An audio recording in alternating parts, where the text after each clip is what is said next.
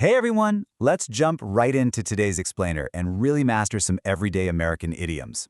We're going to do this by dropping in on a highly dramatic afternoon with the Johnson family. It starts off as a completely normal conversation, but, well, it quickly turns into some classic sibling rivalry. And the best part? It is absolutely packed with phrases you're going to hear every single day in the United States. So, let's get into it. But first, quick question. Have you ever translated an English phrase word for word and just ended up with complete nonsense? Yeah, if you have, trust me, you are not alone. Idioms are super tricky because they work as a group, right? They're a team of words. If you translate each word on its own, you completely miss the actual meaning. So today, we're using a story-stop-study approach. We're going to listen to our characters, hit pause, and study these idioms right in their natural dramatic context so they finally click and make perfect sense. Section 1. A stellar presentation. Nicole's big day. Okay, so our story kicks off with Nicole. She just got home from school, and she's eagerly telling her totally supportive mom, Susan, "My teacher paid me a compliment. She said my presentation was head and shoulders above the others." Let's pause right here and look at how she expressed that big win. First up is pay someone a compliment. Now notice that in English, we pay a compliment rather than give one. You probably think of paying as something you do with money, right? But here, it simply means saying something nice. Nicole's teacher didn't hand her cash. She handed her a verbal reward for all her hard work. And that leads right into our next phrase, head and shoulders above. I absolutely love this idiom. It creates such a vivid picture in your mind of someone physically standing taller than a crowd, which means they are vastly superior in quality. If you are head and shoulders above the rest, you clearly stand out. Nicole's presentation wasn't just good, it was by far the best one in the room. Hearing this awesome news, her mom naturally responds with, "Way to go!" When Susan says "way to go," she's using a super common, very enthusiastic American expression to celebrate a job well done. It literally just means good work or great job. It's quick, it's casual, and it's incredibly supportive. To wrap up her news, Nicole mentions her teacher suggested she go into politics, just like Hillary Clinton. In this context, to go into something simply means to choose it as a career path. You can go into law, go into medicine, or go into teaching. It's deciding to make that field your life's work. Section 2. The annoying interruption. Enter Ted. Well, that supportive mood vanishes the second her brother overhears. Ted walks in and immediately says, "You're so gung-ho about school, it drives me crazy." Just imagine Ted sounding incredibly sarcastic here. He's rolling his eyes, he's annoyed, and he completely bursts his sister's bubble. And of course, Nicole immediately snaps back. Let's break down Ted's complaint.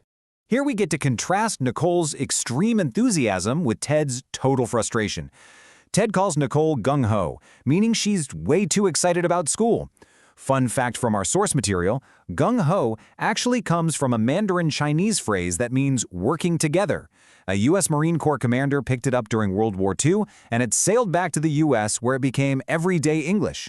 Ted contrasts this enthusiasm by saying her attitude drives him crazy, which means it just annoys him deeply. Obviously, Nicole is not going to just take this. She glares at him and says, "Don't butt in." The main point here is she wants him to immediately stop ruining her moment of glory. It's a casual, slightly aggressive slang term for interfering in someone else's conversation. Section 3. Dealing with jealousy. Ted confesses.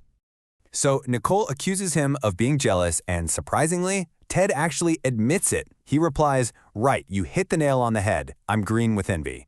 He drops two fantastic idioms back to back right there to confess that she's totally right. It's a rare moment of sibling honesty wrapped up in some truly brilliant vocabulary. Let's look at that first one, hit the nail on the head. Picture a carpenter swinging a hammer. Think about the crazy precision it takes to strike a tiny nail perfectly flat on its top. If you miss, you bend the nail or you smash your thumb, right? That's exactly why hit the nail on the head means to be 100% correct. Nicole diagnosed his jealousy perfectly. And then he admits to being green with envy. This ties perfectly into the classic cultural association in English between the color green and feelings of intense jealousy. Whether someone gets a shiny new car, or, like in Nicole's case, a glowing compliment from a teacher, you might just find yourself feeling a little green with envy. Section 4. Treading on thin ice. A strict warning. Our mini-play hits its boiling point right here.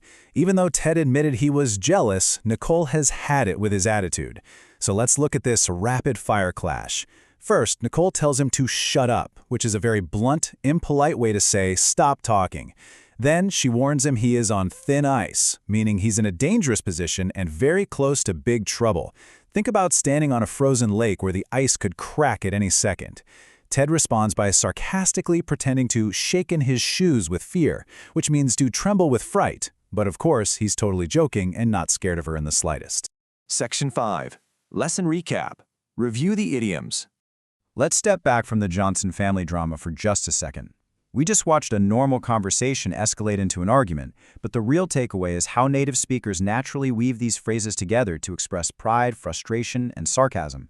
Here are the 12 idioms we covered today. To really make these stick, try to visualize the family argument we just analyzed. Remember Mom's pride when she said, "Way to go." Remember Ted rolling his eyes about Nicole being gung-ho. Tying these phrases back to the emotion of the story is absolutely the best way to master them.